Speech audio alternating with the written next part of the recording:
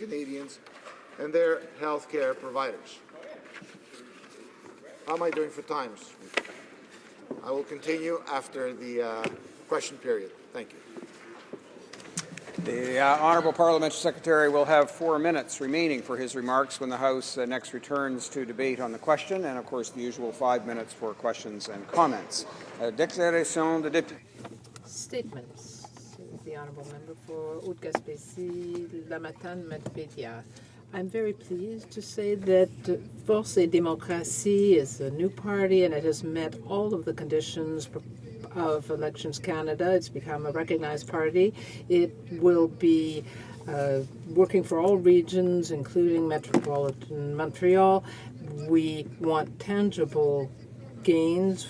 We will not have any party line. We will have a common objective, which will be to help everyone in Quebec. We will make sure that all members represent their region and they will be free to speak. They will be working for decentralization. We will be working between election campaigns for participative democracy and democratic reform.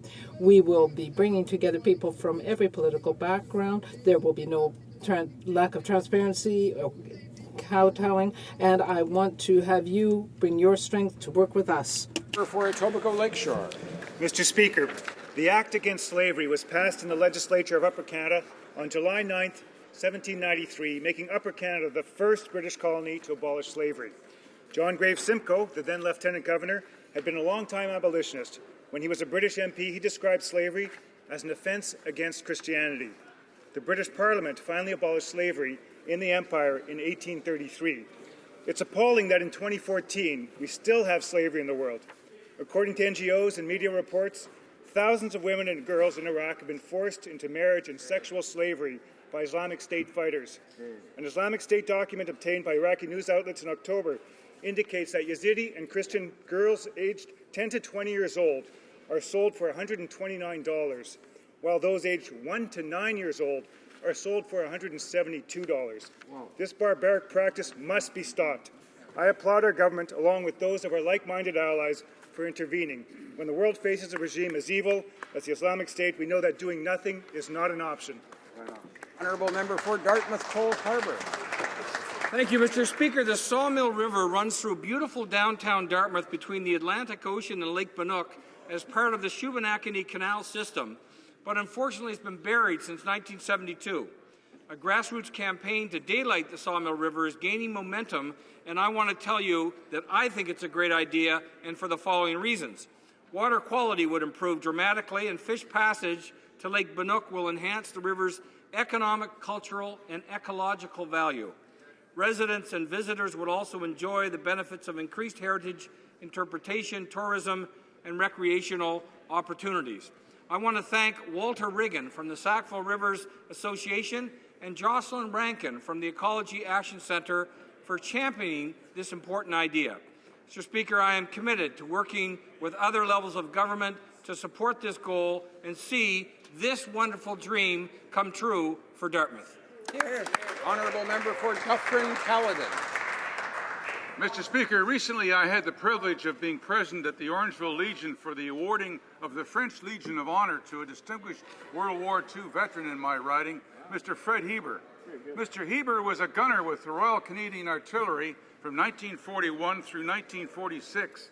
He served in the UK and continental Europe during some of the most ferocious fighting of the war. The Legion of Honor dates back to more than 200 years to Napoleon Bonaparte and is France's highest honor. More than ever, we owe it to our veterans, and especially those who gave their lives for Canada, to honor and remember their service and sacrifice. This honor is a fitting tribute to Mr. Heber from France and his role in liberating that country. This year, as we mark the 100th anniversary of the start of World War I, the 75th anniversary of the start of World War II, and the 70th anniversary of D-Day, it is to Canadians like Mr. Heber that we must pay tribute. His service, dedication, and sacrifice will never be forgotten. The Honourable Member for York West. Mr. Speaker, it is said that all evil needs to triumph is for good people to do nothing. Unfortunately, too many good people are sitting back, refusing to stop the atrocities now occurring at Camp Liberty. Camp Liberty is a refugee camp in Baghdad that now houses thousands of MEK members, Iran's primary opposition. These people were fighting for democracy, but now they are fighting daily torment and the very real threat of execution. If we are to help foster democracy in places like Iran, we need measures that guarantee the basic security of Camp Liberty residents. The Canadian Friends of a Democratic Iran want the UN to send security forces to Camp Liberty today, and I want to add my voice to that chorus. Canada has always stood for what is right, and I am asking this government to step up. Inaction should not be a death sentence for those fighting for peace. Thank you. Honourable member for Saskatoon-Wanuskewin. Mr. Speaker, our government has announced our family tax cut, several new tax relief measures to help make life more affordable for Canadian families. A key component of this family tax cut is the enhancements to the very popular universal child care benefit. Starting on January 1st, 2015, we're increasing the UCCB for the youngest children so that parents will begin to receive $160 per month instead of the $100 per month currently received for each child under age 6.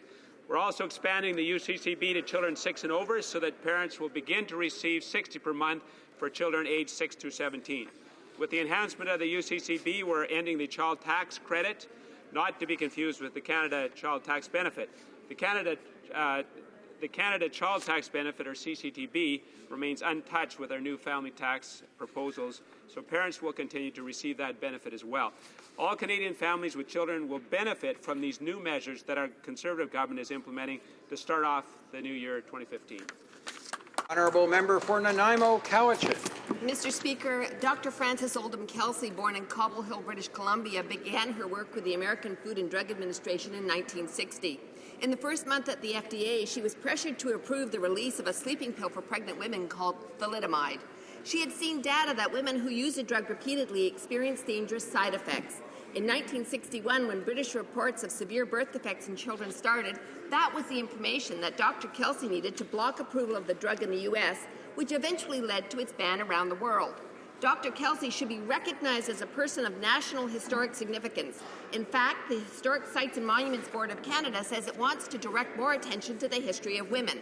However, its guidelines state that a person must be deceased for 25 years before being recognized. Dr. Kelsey is still alive today at 100 years of age, and it seems wrong that 53 years after her scientific work saved so many, we may have to wait another 25 years for her to be acknowledged.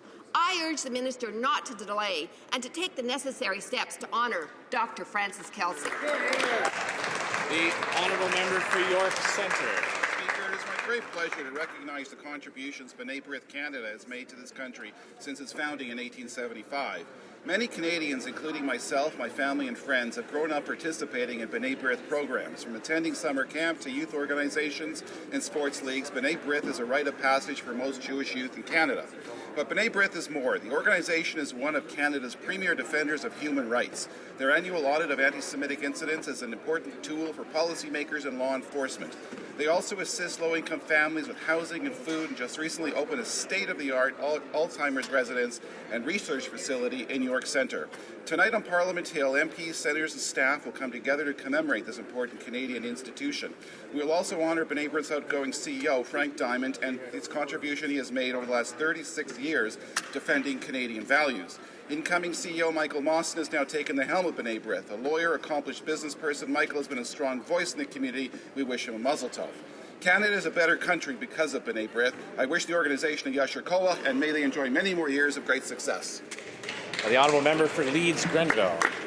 Mr. Speaker, this past summer I was honoured to take part in 2 401 bridge dedications in my hometown of Gananoque in my riding of Leeds-Grenville. The first honoured Constable Henry J. Harper, an OPP officer killed while directing traffic around an accident in 1957. He was a distinguished kayaker who represented Canada at the 1948 Olympics in London, England. He became a police officer because he truly wanted to help people. Gananoque resident Jerry Carmichael was instrumental in gaining Harper this recognition, and I pay tribute to his hard work over a number of years. The second bridge was dedicated to Corporal Randy Payne, a fallen military member killed while serving with a close protection team in 2006 in Kandahar, Afghanistan. Corporal Payne was remembered as a dedicated soldier, passionate family man who doted on his wife Jody and their children, Tristan and Jasmine, and as a good friend who always had a broad smile and a ready laugh. Thank you very much. Honourable Member for Hochelaga. In 2012, 737 workers at the Mabe appliance plant in my riding of Hochelaga learned that they would be losing their jobs and that production would be gradually transferred to the U.S. and Mexico. After 60 years, the plant closed in June, and the employer committed to protecting the workers' pension fund. But last Monday, some 200 angry former employees gathered at the closed plant to protest the announcement in August that Mabe was declaring bankruptcy. And now, in addition to losing their group insurance, they are going to have their pension fund slashed by 22%, which means $35 million lost by these workers. The federal government has a responsibility here. It could give pension funds priority when companies declare bankruptcy. If the Conservatives can't keep good jobs here, they could at least protect workers' savings in these situations. The honourable member for Yukon. Thank you, Mr. Speaker. Yesterday, the Liberal leader claimed that the Common Sense Firearms Act that we introduced that cuts red tape for law-abiding hunters and sports shooters was dangerous. Mr. Speaker, he even sent out a fundraising letter to the Liberal elites asking them to join his fundraising pitch to stop this safe and sensible bill. Let me be clear, Mr. Speaker, that the Liberal leader's claims about this bill loosening safe transport regulations are absolutely false. Our Conservative government is about cutting red tape and ensuring that unlicensed and untrained people don't have access to firearms, at the same time ensuring that we don't ostracize law-abiding Canadian gun owners and sports shooters. Mr. Speaker, the Liberal leader hides his disdain for Canada's hunting heritage under the pretense of public safety, but all Canadians know that it's this Conservative government that will stand up for public safety, stand up for law-abiding Canadians, hunters and sports shooters and collectors. And Mr. Speaker, there's only one thing the Liberal leader needs to answer to Canadians right now. Will he come clean and admit that he didn't read the bill before he made his comments about it, or is he just misleading Canadians? The honourable member for Hamilton Centre. Thank you, Mr. Speaker. According to a recent study by the Canadian Centre for Policy Alternatives, Hamilton has the 8th most expensive childcare rates in the country. These findings likely come as no surprise to the many families in Hamilton who pay up to $1,200 a month for each child in childcare. These astonishing rates are making it harder and harder for families to make ends meet. The Hamilton Roundtable on Poverty's CEO, Tom Cooper, has said that without access to childcare services, many parents and children will not be able to escape the cycle of poverty. Families in Hamilton know they need a child care plan that works for them. As the Hamilton Spectator made clear in an editorial earlier this month, income splitting won't do it. Neither will increasing the universal child tax benefit. Those are Band-Aid solutions that don't address real disparities, end quote. That's why many people in my community of Hamilton Centre are excited about the NDP's $15 a day child care plan. They know this plan is an investment in their family. The honourable member for Kamloops, Thompson Caribou. Mr. Speaker, our Conservative government is committed to standing up for law-abiding hunters, farmers and sports shooters. Hunting is an important part of our Canadian heritage, and previous Liberal governments have tried to put a stop to this way of life by smothering hunters in red tape. Our Conservative government believes this is wrong. Hunters are strong conservationists and should be encouraged in their efforts to protect our environment. Mr. Speaker, the NDP disagree. I was so disappointed yesterday when the member for Esquimalt, Wanda Fuca, said that all gun owners are law-abiding citizens until they are not. Is he really saying anyone who owns a gun is a potential criminal just for having the gall to enjoy hunting in the fall? I would ask the member to apologize to my constituents who he has just called criminals. Apologize. The honourable member for Malpeque. Mr. Speaker, I rise to recognize the passing of Senator Archibald Johnson recently. Summoned to the Senate in 1998, Archie was most proud of his work for veterans, and especially the all-party committee report with ideas to assist fellow veterans. He served as a crew member with the RCAF Heavy Bomber Squadron, flying sorties over Europe during World War II. Returning home, he worked with his father to develop Woodley replicas and originated Rainbow Valley, both being some of PEI's beloved tourist destinations. Showing active leadership, he served as president of the PEI Federation of Agriculture and as director of the Island Tourism Association. An entrepreneur at heart, he was involved in wholesaling, heavy construction, and many other business ventures.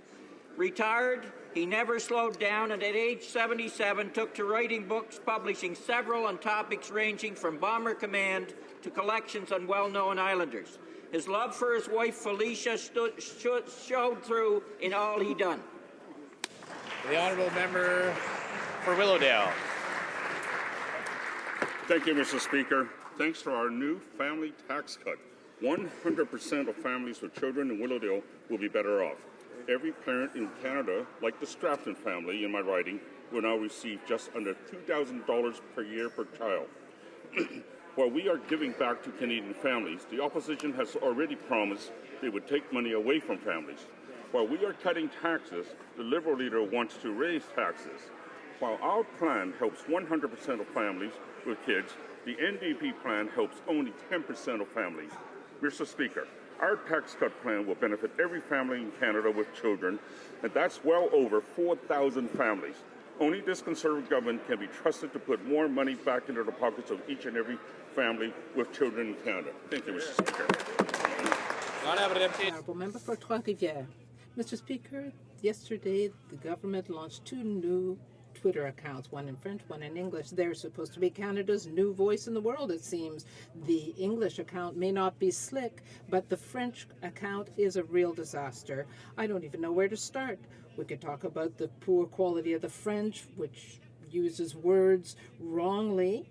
And then there are some tweets that are just a literal translation of puns that work only in English. So that doesn't work. To top everything off, we have this strange tweet that uses the colloquial word "way," that in no way renders the A that is used in English, Canada A. First of all, no one uses that word. And so if we want to tweet Canadian culture, we have to make sure just not to do a literal translation. Otherwise, there is no sensitivity shown to Francophones in Quebec. But, of course, we've seen that being the practice of Conservatives. Mr. Speaker, Stacks Canada has confirmed what we already knew, that the middle-class families are better off under our Prime Minister than under previous governments. The Liberal leader has promised to reverse benefits for the middle-class families as he believes government knows better than parents on how to spend their hard-earned tax dollars. Under our family tax cut, 100% of families with children will receive an average benefit of over $1,100. A single mother with 2 children earning $30,000 will benefit by $1,500 per year. Mr. Speaker, we know that for the important decisions that affect the lives of children, the decision-making power should be with moms and dads, not with government. We know that as families, we are better off in my riding of Niagara West Glanbrook under our Conservative government. We know that as families, we are better off in my province of Ontario under our Conservative government. And we know that as families, we are better off as Canadians under our Conservative government. Oral questions. Questions orales. The Honourable Leader of the Opposition.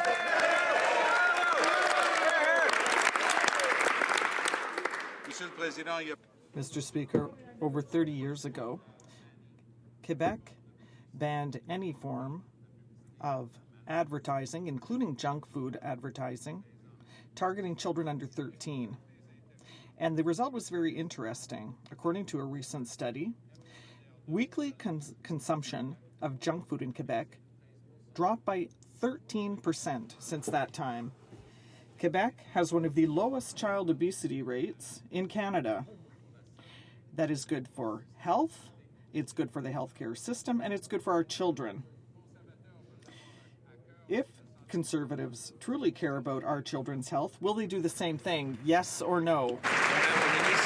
Honourable Minister of Health.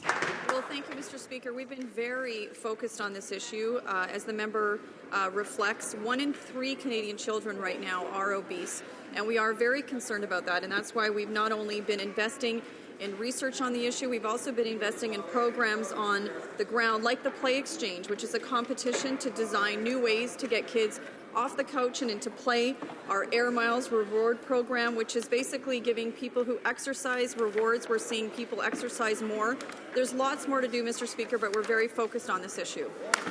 The Leader of the Opposition. I thank the Minister for her answer, and I have no doubt about her good intentions. But precisely because 1 child out of 3 is overweight here in Canada, instead of talking about programs that don't work, let's look at something that has proven itself effective. When you ban junk food advertising to children, you reduce childhood obesity, you reduce the pressure on parents to take them to these junk food emporiums. Why don't the Conservatives get on board and ban advertising to children about things like junk food? Hear, hear.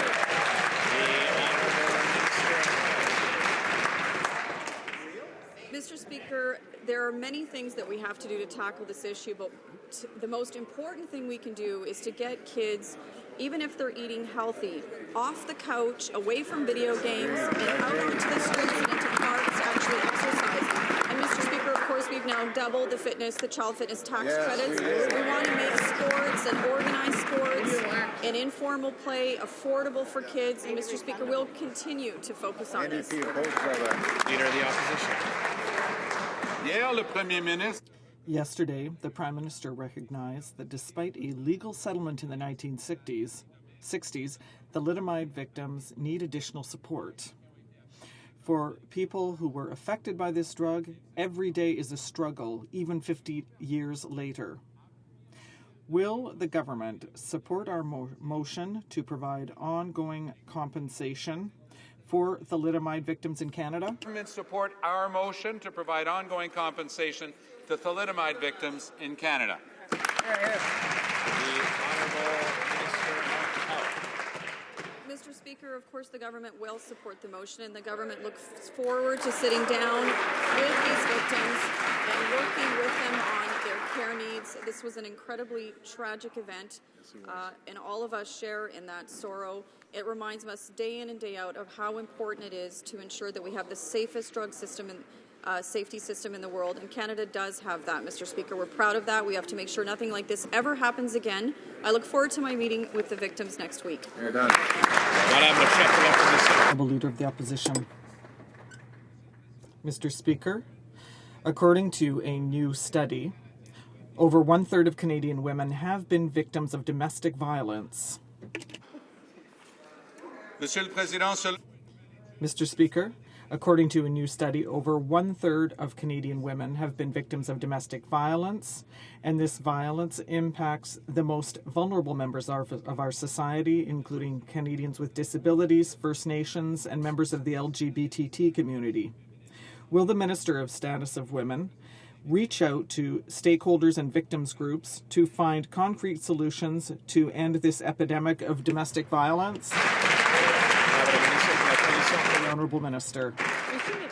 Mr. Speaker, preventing injuries and violence in the workplace, including, is essential to the health and well-being. Opposite. This is something that we do regularly at Status of Women Canada, whether it be women that are handicapped, women of Aboriginal backgrounds, women who are entrepreneurs.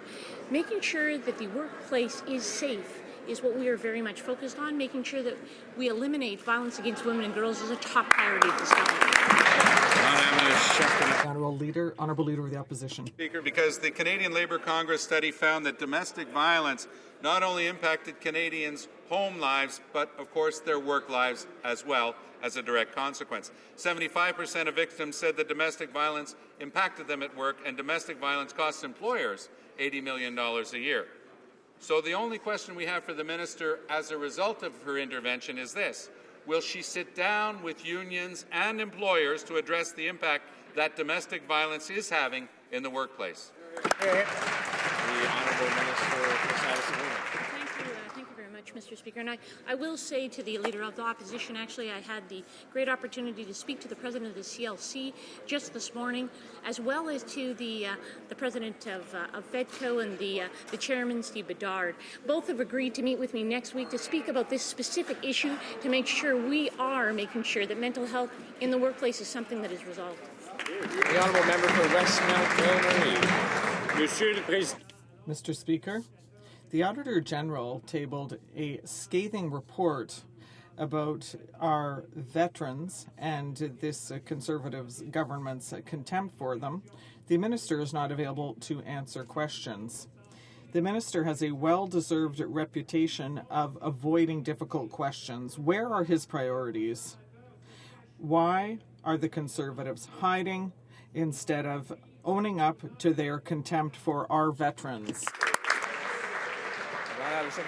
Honourable Parliamentary Secretary of Veterans Affairs. For recognizing that Veterans Affairs does indeed have robust mental health strategy in place, that we have put in place mental health supports, that we provide rehabilitation to our veterans in a timely manner, and we're working to improve the consultation process with veterans. Also, Mr. Speaker, the Auditor General has identified that there is some unnecessary delays in the processing, and we are working to address those issues, and we thank the Auditor General for his recommendations, Mr. Speaker. Just to remind the Honourable Member for Westmount Ville-Marie that it's unparliamentary to point out the presence or absence of colleagues, and I know he'll keep that in mind going forward. The Honourable Member for Guelph. Mr. Speaker, when the Auditor General reported this government's failure to provide the mental health services our veterans needed, the Minister was out of the country. Just when we hoped to get answers from the department, the Veterans Affairs Committee has now cancelled its meeting on the estimates. We all remember the Minister running away from Jenny Mignot, the wife of a veteran with PTSD. Now, when veterans have questions about access to mental health services, meetings are put off and cancelled. Why, instead of answering questions and being accountable to veterans, do Conservatives always cut and run? The Honourable Parliamentary Secretary. Mr. Speaker, I can assure the honourable colleague on the other side that the Minister works hard and consults with veterans across the country all the time, Mr. Speaker. As a matter of fact, he is currently traveling overseas with veterans, Mr. Speaker. It is a top priority for our government, Mr. Speaker, and we are working to address some of the recommendations that were brought forward by the Auditor General, Mr. Speaker, to address the concerns when it comes to the unnecessary delays, and we will continue to work in the best interest of Canada's veterans on this side of the House. Absolutely. Honourable Member for Vancouver Quadra. Mr. Speaker, yesterday I raised the case of Greg Matters, a 16-year Forces veteran suffering from PTSD who was tragically killed in 2012. Greg fought for years for treatment and support, and all he got was a measly $125 a month. He pleaded for psychiatric help in vain.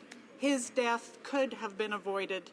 Yesterday, the parliamentary secretary did not answer my question on this, so I'm giving him another opportunity.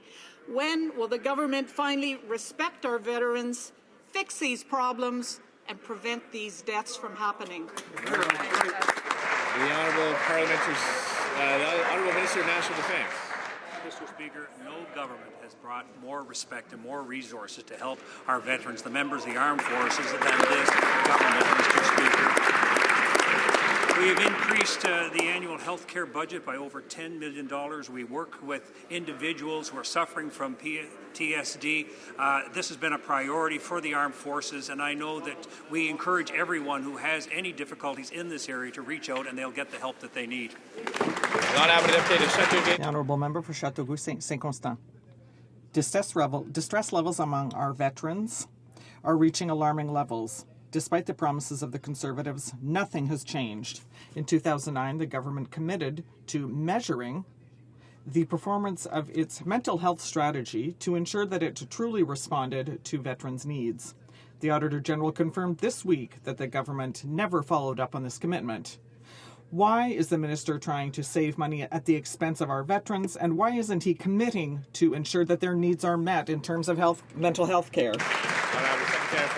Honourable Parliamentary Secretary. Mr. Speaker, on Sunday, our government announced additional mental health support for Canada's men and women in the armed forces, veterans and their families. We're investing in a major new operational stress injury clinic in Halifax and 8 other satellite locations, Mr. Speaker, across this country. Mr. Speaker, our government is committed to our veterans, armed forces and the families, and we will continue to work on their behalf, Mr. Speaker. The honourable member for London Fanshawe. Mr. Speaker, let me ask again. In 2009, the Conservatives committed to develop performance measures to assess if its mental health strategy was meeting the mental health needs of veterans. The Auditor General showed that the Conservatives never followed up on that commitment. No data was ever collected. Mental health care is critical for our veterans. Why did the government abandon this commitment? Good question. The Honourable Parliamentary Secretary and Minister of Veterans Affairs. Thank you, Mr. Speaker. Mr. Speaker, it was in fact the Minister of Veterans Affairs and our government who recommended the Auditor General review our mental health programs so that we could improve to provide the very best for our Canadian veterans and their families. The Auditor General clearly said that Veterans Affairs has put in place important mental health supports. Access to mental health support under the rehabilitation program is timely. At the same time, Mr. Speaker, the Auditor General has made some recommendations in terms of unnecessary delays, and we're working to address those issues, Mr. Speaker. The honourable member for London Fanshawe. Mr. Speaker, when our veterans were asked to serve, they didn't hesitate. Why won't this minister honour that service? Nearly 1 in 6 full-time members of the Canadian Forces experienced symptoms of mental health or alcohol-related disorders in the last year. Many of those members will soon be leaving the Canadian Forces and looking for assistance from Veterans Affairs. Does the minister have a plan in place for these veterans so that they aren't left waiting? Good question. Absolutely, Mr. Speaker. Our government has a strong record when it comes to providing the support and benefit and services for Canada's veterans, Mr. Speaker. Precisely the reason that we have invested billions of dollars in new additional dollars, Mr. Speaker, even though the opposition has continuously voted against virtually every single initiative we have brought forward. We will continue to stand up for Canada's veterans and the families, Mr. Speaker. Honourable Member for Brossard-Prairie. Mr. Speaker, the Transportation Safety Board says that the Conservatives are not doing enough to oversee railway companies. For the Conservatives, it's as if the Lac-Mégantic tragedy had never existed. The chair of the Transportation Safety Board wants tanker cars of safer design, and she wants a timeline to be respected.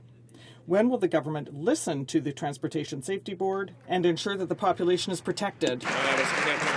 Honourable Parliamentary Secretary to the Minister of Transport. Canadians is a top priority at Transport Canada. Each of the recommendations laid out by the Transportation Safety Board with respect to the watch list are being reviewed currently. That being said, Mr. Canada, Transport Canada has been taking strong action. The worst offending .111s are out of service already in terms of transporting crude. There's an aggressive phase-out of the remaining .111s that is in process and will end ahead of a proposed U.S. phase-out. Mr. Speaker, we're taking strong action at Transport Canada, and they will continue to do so. The honourable member for York South-West. While Conservatives boast, the TSB says this government simply isn't getting the job done on rail safety.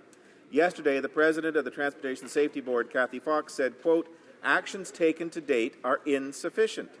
She said, quote, a weak safety culture and inadequate Transport Canada oversight contributed to the Lac-Mégantic accident. She said Transport Canada still has problems with oversight and inspections. In light of all this, Mr. Speaker, why is the government still cutting funds for transport safety?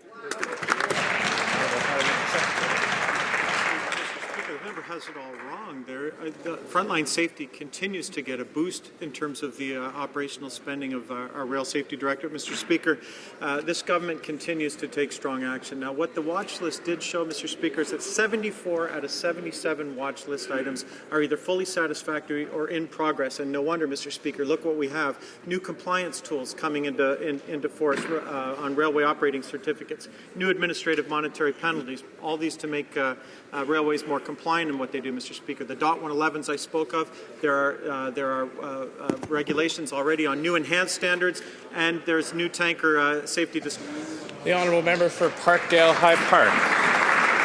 Mr. Speaker, while millions of Canadians are losing their home delivery services, Canada Post is on track to post record profits. Well. Seniors, people with disabilities, and so many other homeowners all being left behind. Conservatives claimed these cuts were needed because Canada Post was going to lose hundreds of millions of dollars. Now the Canada Post is turning a large profit. Will the Conservatives join with us and fight these cuts? Or are they hell-bent on allowing Canada to become the only G7 country without home mail delivery?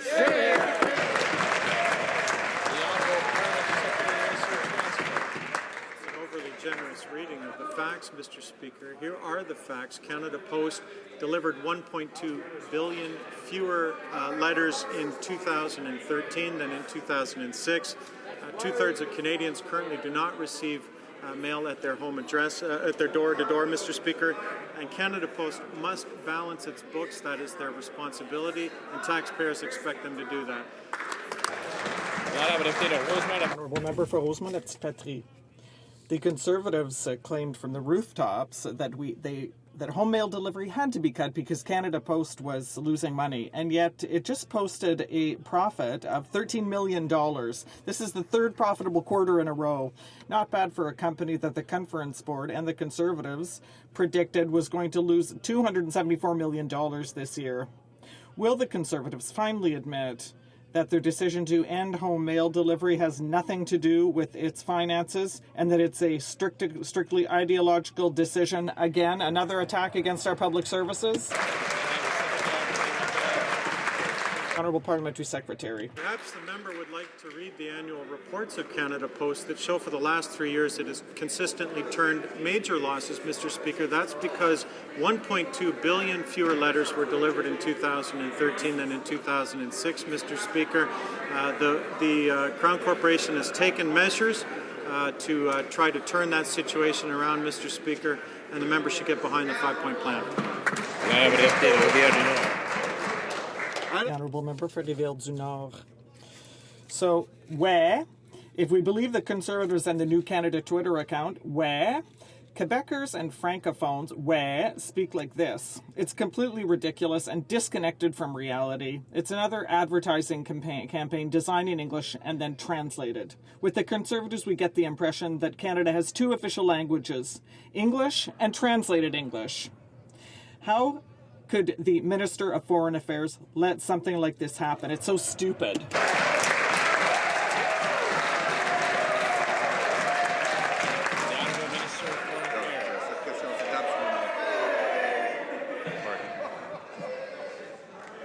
The Minister's been asked a question. I see he's rising to answer the question, so I'll ask members to allow him to do so. The Honourable Minister of Foreign Affairs. Thank you very much, Mr. Speaker. That's a ridiculous question. On our Twitter campaigns, we are promoting our values and Canadian files, our culture, and our foreign affairs policy, as well as our development strategies. We have an English and a French account on Twitter to reflect on Canada's two official languages. The Honourable Member for Rivière-du-Nord. Well, the problem is that this reeks of amateurism. Once again, the Conservatives are once again proving that for them, French is a second-class language. You can't just translate tweets and English expressions literally into French. You have to design them in French. Now, this weekend, the 15th Summit of the Francophonie is opening. Is that the image that the Conservatives want to project on the international scene? The Honourable Minister of Public Safety. Mr. Speaker, I would like to take this opportunity to say that I'm very proud to rise in this House for one of the first questions that is addressed by the opposition about the Francophonie since they've been here.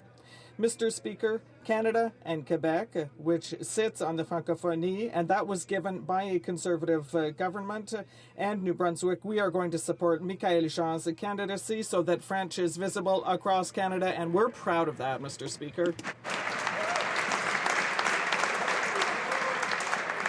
The Honourable Member for Toronto Centre. Mr. Speaker, the European Union and Ukraine have signed an association agreement that takes effect January 1st, 2016. In the meantime, Europe has already eliminated most tariffs for Ukraine, a form of help equal to $635 million in aid. Canada and Ukraine are seeking a free trade agreement, but trade negotiations take a long time. Given the strong cross-party support for Ukraine in this House, will the government match the EU's unilateral zero-tariff regime for Ukrainian businesses until our deal is done? The Honourable Minister of International Trade. Well, Mr. Speaker, I can assure you that our government is committed to supporting efforts to build a peaceful, democratic and prosperous Ukraine. Ukraine is a priority market for Canada under Canada's Global Markets Action Plan. In fact, this past July, I led a trade mission to Ukraine. But when I compare our record on trade to that of the Liberal Party, Mr. Speaker, over 13 long years, they were able to sign only 3 trade agreements. This government, over a short 8 years, has signed free trade agreements with a total of 38 different countries, and there are many more to come. The Honourable Member for Kings Hands. Mr. Speaker, TD Bank's report, The Case for Leaning Against Income Inequality in Canada, recommends making our tax system more progressive. TD cites an IMF report which shows that tackling inequality is good for growth. The TD Bank, the IMF, and Mark Carney have all warned against growing income inequality here in Canada. Why won't the Conservatives listen to these experts and cancel the regressive income splitting scheme that will actually make income inequality worse? The Honourable Minister of Employment. Mr. Speaker, apparently the member for King Hants doesn't read the New York Times, because if he did, he would have read the huge benchmark study that celebrated the fact, at least for us Canadians, that Canada's middle class has surpassed that of the United States for the first time ever, and that we have the wealthiest middle class in the world. Mr. Speaker, we also have seen a reduction in the number of Canadians living below the low-income line. In fact, through our increase in the basic personal exemption and other progressive changes, we have lifted over 1.2 million low-income Canadians off the tax rolls altogether, Mr. Speaker. The Honourable Member for Kings Hands. Apparently, the minister didn't listen to the late Jim Flaherty, who questioned whether income splitting would benefit society. Apparently, the minister doesn't listen to the C.D. Howe Institute that says that it will do nothing for 86% of Canadian families. They're all warning, Mr. Speaker, that income splitting will increase inequality. And the IMF and the TD Bank have told us that rising inequality is bad for growth. So even if the Conservatives don't care about the unfairness of inequality, why are they going ahead with income splitting when it's bad for jobs and growth? The Honourable Minister of Employment. A, the member himself supported income splitting in his Tory leadership platform.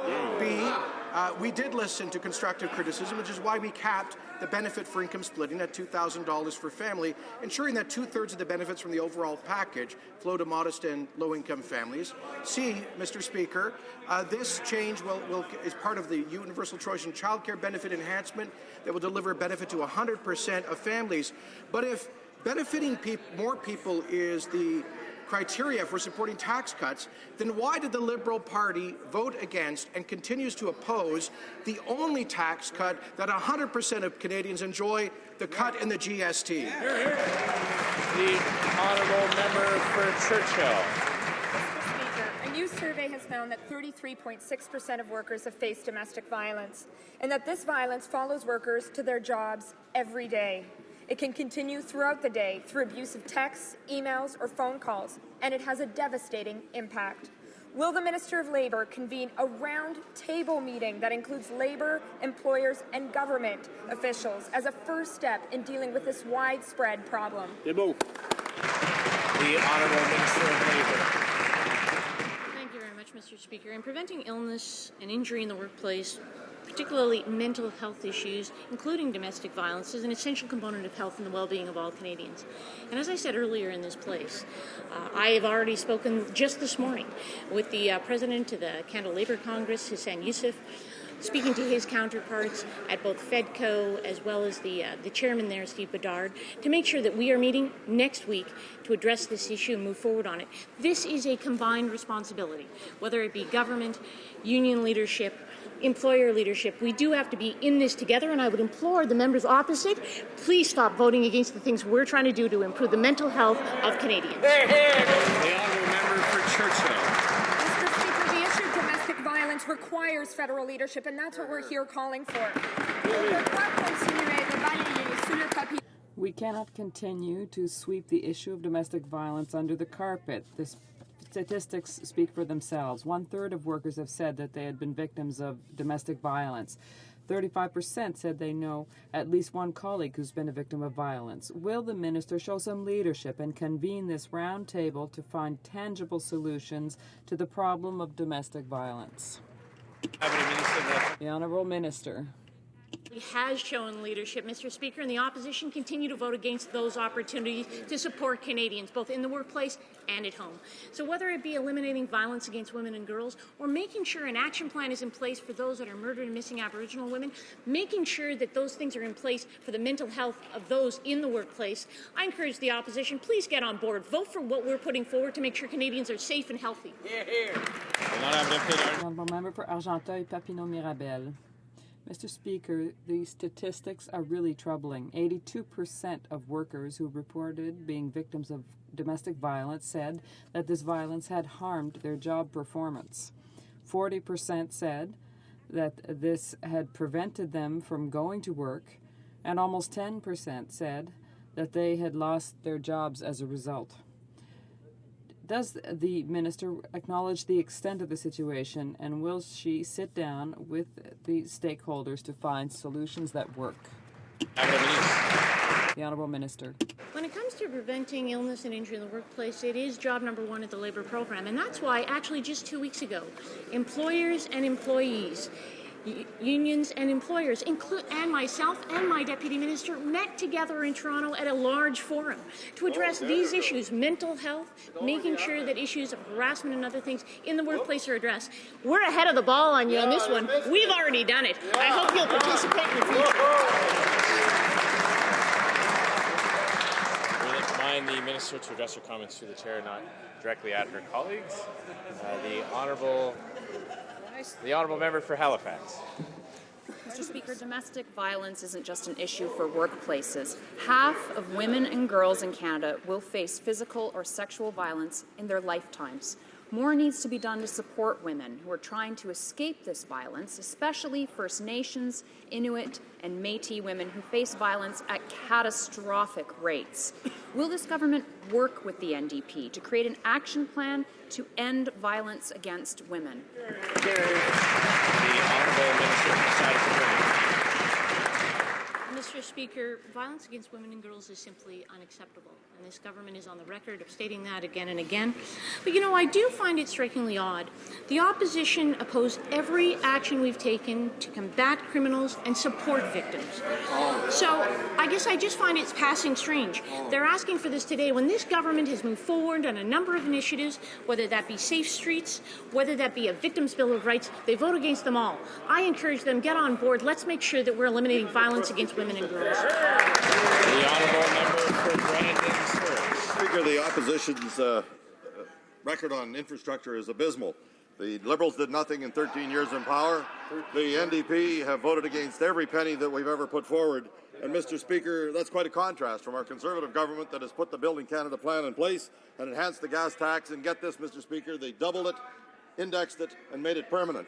So, Mr. Speaker, can the Minister of Infrastructure inform the House on the important announcement made by the Prime Minister this week. Fantastic. The Honourable Minister of Infrastructure. Mr. Speaker, I would like to thank my colleague for his work and support on this important matter. Last week, the Prime Minister announced a significant investment in federal infrastructure. This investment adds up to our government's unprecedented and historic investment to ensure Canada's future economic growth for years to come. Important will be done at national historic sites, Canadian Armed Force facilities, research centre. Order. The Minister of Infrastructure is the Minister. Okay, I'll ask members to come to order. He still has a few seconds left, and the noise is getting quite loud. The Honourable Minister of Infrastructure. To repeat, then we will invest in Canadian Armed Forces facilities, research centres, small craft harbours, and Canadian Coast Guard, just to name a few. And we have done that in balancing the budget. The Honourable Member for Squamish. In the wake of the Liberal sponsorship scandal, the Public Sector Integrity Commissioner was created to give principled whistleblowers a place to go. Conservatives promised it would stop corruption and abuse. Now the press is reporting that serious allegations of abuse within the RCMP are contained in a report from the Integrity Commissioner. Instead of fighting the publication of this potentially explosive report in court, what action is the Minister of Public Safety taking now that he's aware of these serious allegations of wrongdoing in the RCMP? Hear, hear, hear, hear. The Honourable Minister of Public Safety. Well, Mr. As the member knows, this issue is in front of the court, so it would be inappropriate to comment. But this being said, Mr. Speaker, we expect the RCMP to conduct itself as it with the highest standard. And I want to thank every police officer while on my feet, Mr. Speaker, protecting us in this very house across the country to make this country safe. Thank you. The Honourable Member for Alfred Pellan. It's worrisome, Mr. Speaker. The government is undermining its responsibility in terms of the RCMP. They're trying to quash the Integrity Commissioner's report rather than attacking the wrongdoing within the RCMP. What use is a Federal Integrity Commissioner if it's not allowed to study the misconduct of the federal police? The minister is trying to hide behind this. What will they do to restore the integrity of the RCMP? The Honourable Minister. As I said, Mr. Speaker, just a moment ago, this is before the courts. But we expect that the RCMP will act with integrity and professionalism. And I'm pleased to confirm that as of Monday, we expect to see significant developments here. We wanted to improve the accountability of the RCMP and put in place a new organization. And the time has come to act. So wait for it. We have announcements to come. The Honourable Member for Longueuil, Pierre Boucher. Mr. Speaker, on top of stacking the board with friends of their party, the Conservatives are now in up to their elbows interfering in Radio-Canada programming. They're outraged by a documentary uncovering many links between the Conservatives and ideological movements. The PM's press secretary was bold enough to contact the news director there several times to complain. According to the Prime Minister's office, this news confirms their worst suspicions in regarding the public broadcaster. Could the Prime Minister tell us what his worst suspicions are?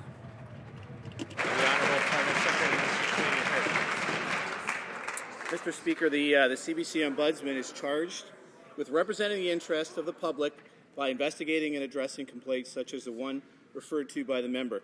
In this particular case, the Ombudsman had to say, the rules of journalistic standards and practices for the presentation of opinion documentaries has not been correctly aired in the airing of le droit religieux au Canada.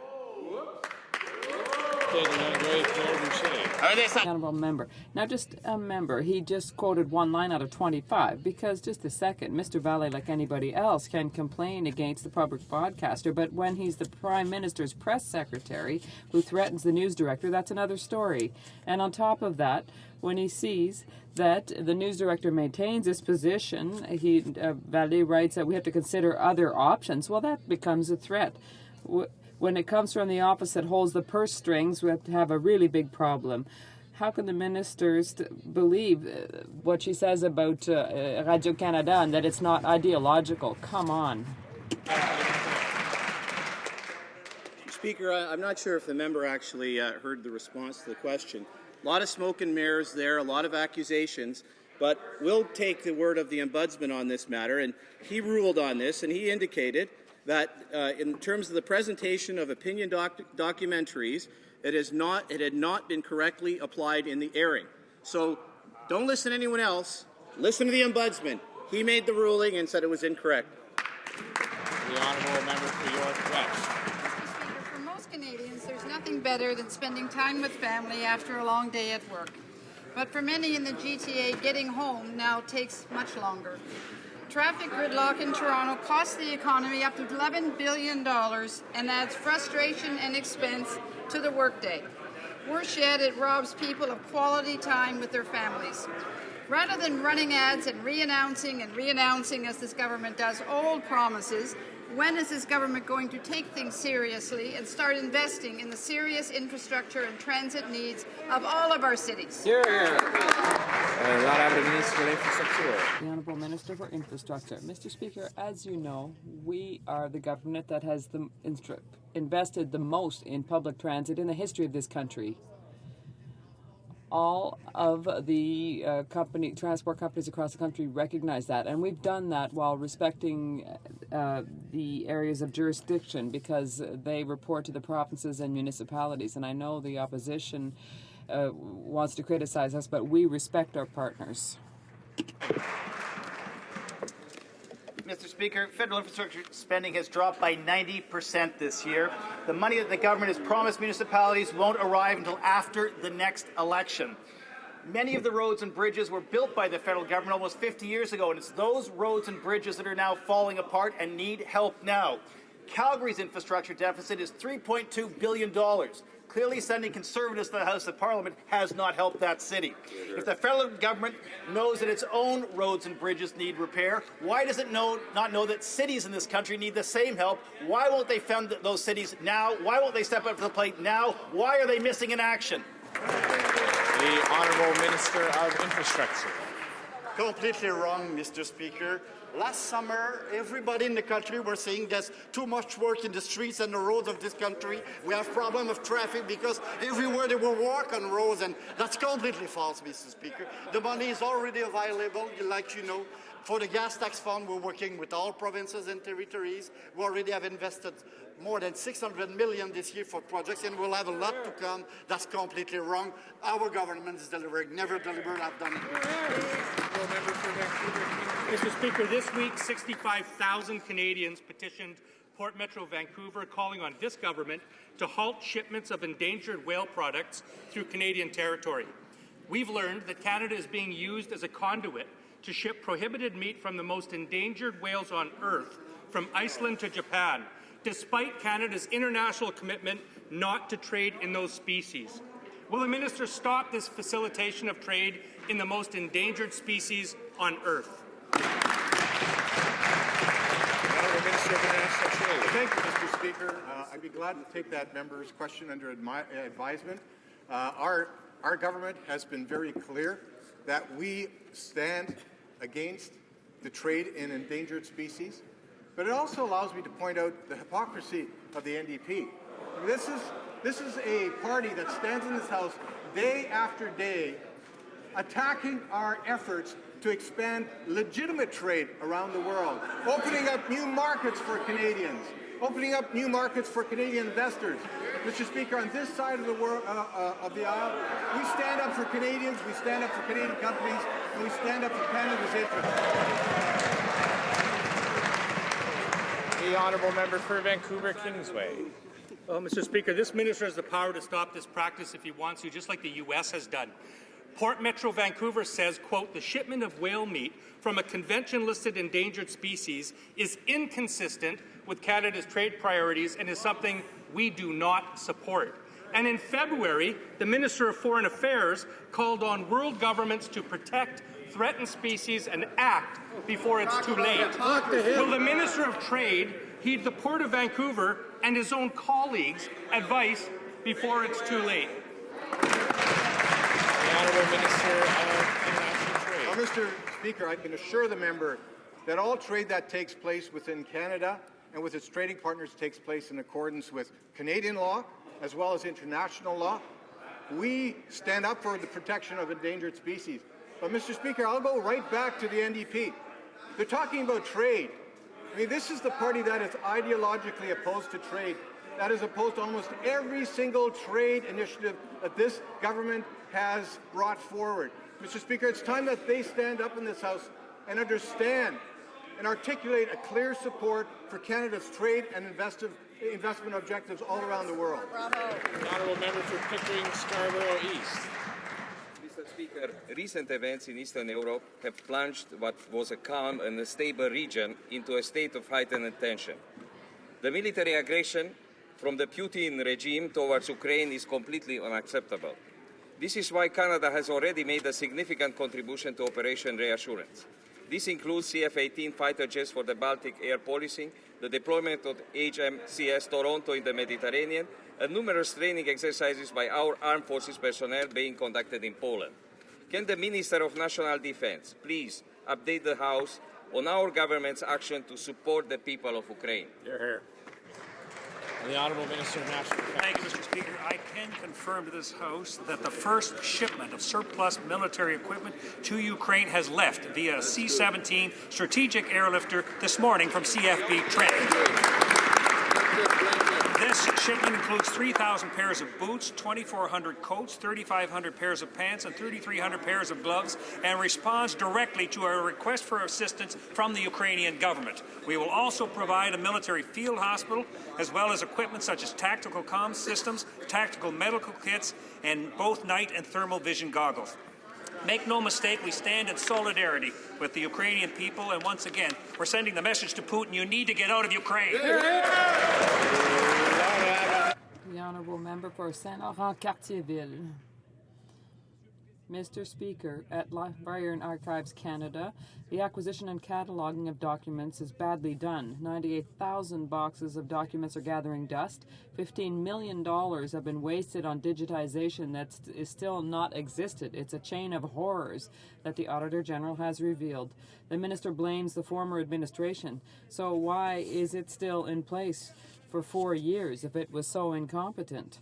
And if things were going so badly, why then cut the archives budget by $9.6 million, which is 10% of its total budget? The Honourable Parliamentary Secretary. Library and Archives Canada plays an important role in preserving the documentation and our heritage of our country. The issues identified in the report did occur under the previous leadership at the Library and Archives.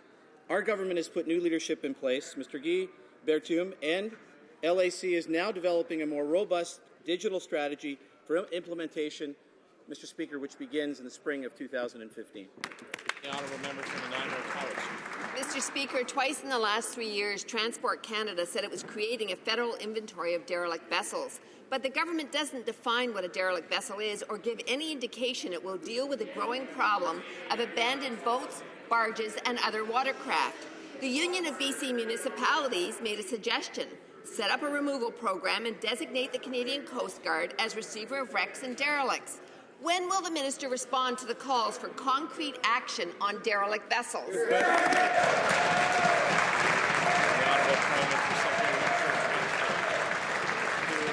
Speaker, the member will know that Transport Canada provides for safe waterways free from ship source pollution, Mr. Speaker. With respect to vessels, the consideration, of course, is whether or not navigation is obstructed or not. The member also will know that it is the owner of a vessel who is responsible for its removal, including removing the vessel if it becomes stranded, Mr. Speaker. Should it become an obstruction to navigation, Mr. Speaker, then the responsible departments of the government will act decisively. The Honourable Member for Des Nete, Mississippi, Churchill River. Thank you, Mr. Speaker. Yesterday, this House debated the Common Sense Firearms Licensing Act. These measures, introduced by our Conservative government, represents the first change to improve the firearms licensing system in nearly 20 years and are welcomed by law-abiding Canadians from coast to coast to coast. Yesterday, the Liberal leader said he was opposed to these common sense measures. Later, he put out a misleading fundraising campaign where he claimed that this bill will allow restricted firearms to be brought to shopping malls. Could the Minister of Public Safety please tell us what this bill actually does? Great question. The Honourable Minister of Public Safety. I thank the member for Saskatchewan today, Mr. Speaker. Let's be very clear. This bill keeps all the safety rules regarding the transportation to restricted firearms. But that's not what the Liberal has said. Whether he has intentionally misled the House and Canadian, whether he has not read the bill, in both ways he should apologize, tell the truth, and tell that this bill, while increasing public safety, is respecting law-abiding citizens. Thank you. The Honourable Member for Notre-Dame-de-Grâce-la-Chine. Mr. Speaker, the citizens of Notre-Dame-de-Grâce-la-Chine are worried. With the many rail lines running through our neighbourhood, we fear for our safety. There is nothing in the TSB report criticizing the Conservatives is reassuring. The budget has been cut, and I'd want my people to feel in safety, my constituents. So will the government stop toying with the safety of Canadians and force the transportation companies to improve their safety measures?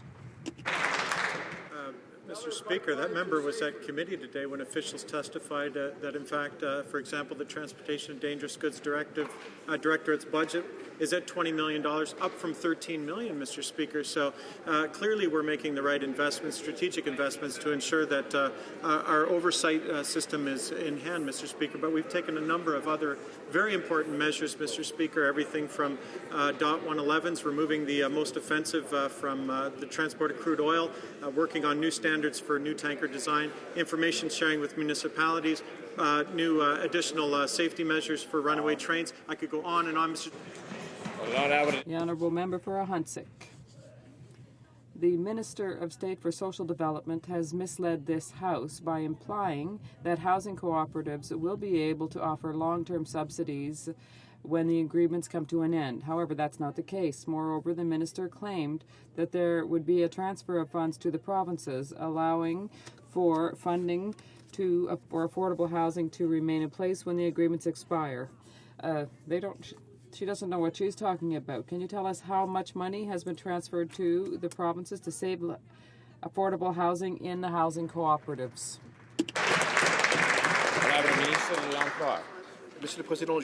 Mr. Speaker, I don't have figures regarding that in front of me here, but I'd be pleased to answer with the precise information. I can say that our government has increased our investments, social housing and affordable housing, and particularly with the very effective programs to help the homeless to find some shelter. We'll continue to work in that regard.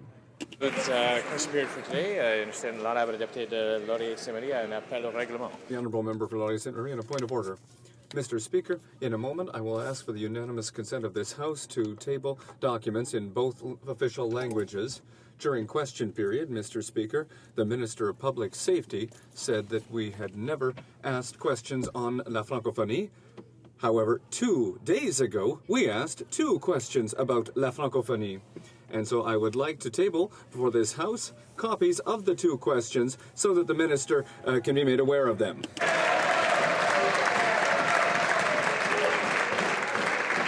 Does the Honourable Member have unanimous consent to the House? There's no consent. The Honourable Member for Edmonton Centre has a point of order.